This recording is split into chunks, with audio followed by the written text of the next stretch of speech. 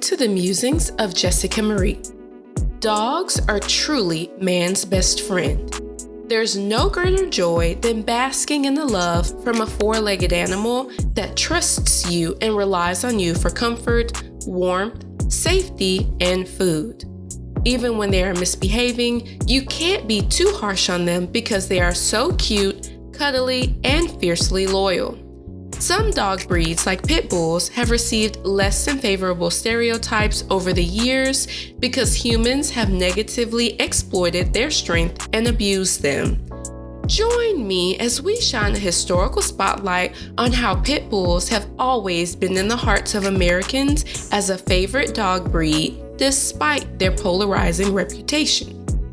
For starters, let's clarify what a pit bull actually is. Did you know that there's not an actual dog breed named pit bull? Usually the term refers to the Staffordshire Bull Terrier, American Pit Bull Terrier, American Staffordshire Terrier, and can even include the American Bulldog and American Bully. It's also a catch-all name for many mixed breed dogs that resemble any of the previously mentioned breeds. It's estimated that dogs labeled as pit bulls make up approximately 20% of the total dog population in the United States. Their traits are so widespread and similar that 98% of dogs informally known as pit bulls actually have less than 50% of their DNA as one of the four pit bull breeds. Oftentimes, bull mastiffs, Dogo Argentinos, American bulldogs, and cane corsos are mistaken as pit bulls. Their roots date back to the 19th century when breeders in the UK crossed bulldogs with terriers to create strong, agile, and obedient working dogs. They were first brought to the U.S. before the Civil War by English and Irish immigrants as prized family possessions and typically herded, hunted, guarded, and were just household companions. By the early 1900s, they were one of the most popular dog breeds and had quickly become a symbol of American pride. They were the closest thing the United States had to a national dog. They were featured on World War I and II recruiting posters, selected as corporate mascots, starred as ideal family dogs in popular TV shows and movies, and were even referred to as America's dog because of their popularity. Sergeant Stubby was the first dog in history to be awarded Army medals after saving his entire platoon after warning them of a poison gas attack. He was revered as an American celebrity for the rest of his life and went on to become the mascot for the Georgetown Hoyas football team. Pit bulls were represented in pop culture as well, like Petey, the cute dog from The Little Rascals. The breeds are extremely versatile, and over time, they've been used in bull baiting, as service and therapy dogs, and for police work. Contrary to popular belief, they have exceptional temperaments and aren't naturally aggressive. They do well with kids and other dogs when socialized from a young age, and they are incredibly smart. They earned the nickname Nanny dogs because of their fierce loyalty, good temperament, and dedication to protect children. Generally, dogs within the pit bull umbrella are medium-sized dogs with athletic builds, short coats, and blocky heads, and there are about 20 different terrier and bully type breeds that share physical traits with them. Because of the high variation from the many different breeds, their personalities should be evaluated individually. Despite having been used for bull baiting, the behaviors weren't instinctual to the dogs. Similar to future incidents, the negative behaviors displayed by the pit bulls were always taught and reinforced by humans. Their popularity declined slightly after World War II, but they weren't feared until the 1980s when the media created hysteria around dangerous dogfighting. Unfortunately, the negative press encouraged people with bad intentions to seek out the breeds for fighting.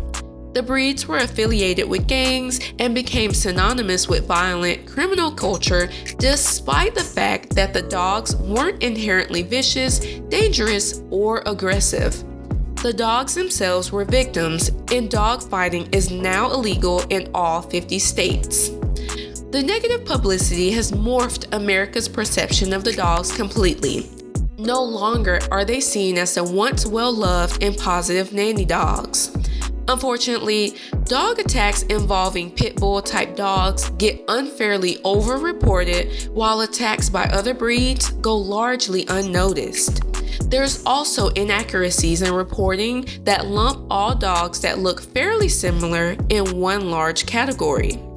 All pit bull-type dogs should spend their entire lives as loved family companions, but for the unlucky ones, they are usually the ones surrendered and left behind in shelters. About half of the dogs humanely euthanized in shelters are pit bulls or pit bull mixes, and as much as 75% of shelters nationwide euthanize all pit bulls, regardless of temperament, age, or history.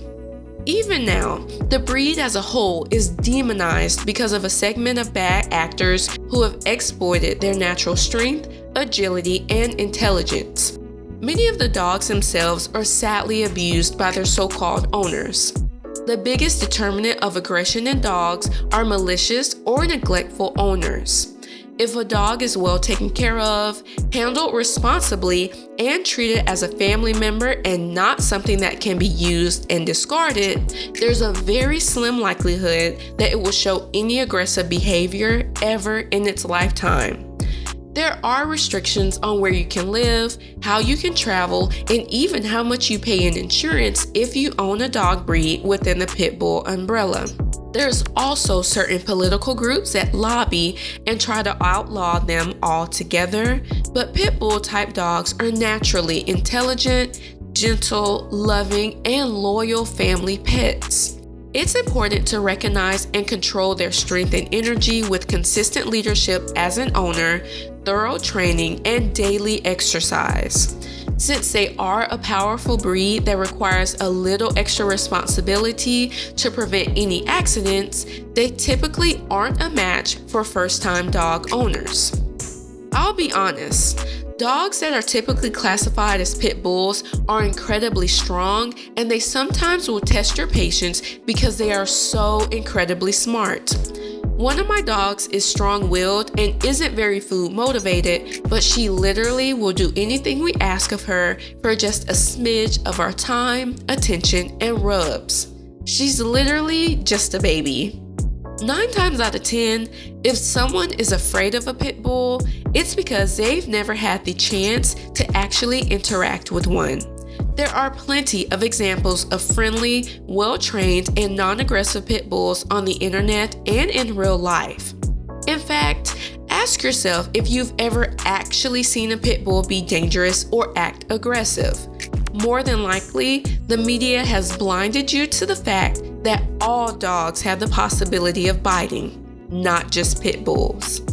It's truly a shame that these dogs, which are some of the most loving, sweet, and caring dogs in the world, have to deal with getting judged harshly because of their negative stigma. It takes all of us to correct their negative image by being responsible pet owners, never letting them off leash unsupervised, and continuously trying to advocate for the fur babies who are unable to advocate for themselves. If you enjoyed this episode, let me know by giving this video a thumbs up, leaving a comment, and subscribing to my channel. I'll see you in the next episode. Signed, Jessica Marie.